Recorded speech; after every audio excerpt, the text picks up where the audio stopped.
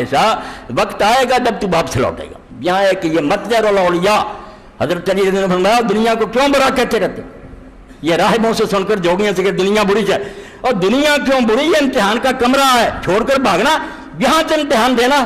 بچے پیدا کرو, بیوی رکھو, کارخانے بناؤ, کھیتوں میں کام کرو, عدالتوں میں بیٹھو, یہ سارے پرچے خالی چھوڑ کر جنگلوں میں چلے گا, یہ عبادت ہے.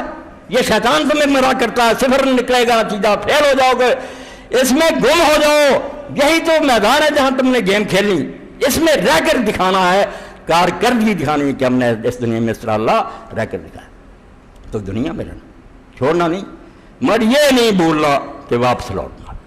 اس نے بھیجا ہے, سرمایہ دیا ہے, کان, آنکھیں, دل, دماغ, بہت سی چیزیں, اس کے ساتھ دولت ہے, اولاد ہے, یہ سارا پوچھے گا پھر کہ دیا تھا کیا کیا, کیا بنایا پھر. ہاں, اس لیے دانشوروں نے یہ بات ٹھیک کہی, خرد مندوں سے کیا پوچھوں کہ میری ابتدا کیا ہے.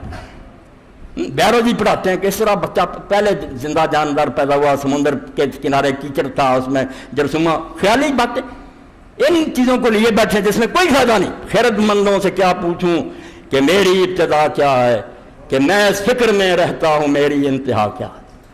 سوچنے کی بات تھی جو اس کو کم بختوں نے بالکل پس پردہ ڈال دیا. نہ لیکچر دیتے ہیں, نہ خود اپنے ذہن میں, نہ لوگوں کو بیٹا فکر تو کرو, جانا آپ کدھر کو, مرنے کے بعد کہاں جائیں گے, کیا بنے گا.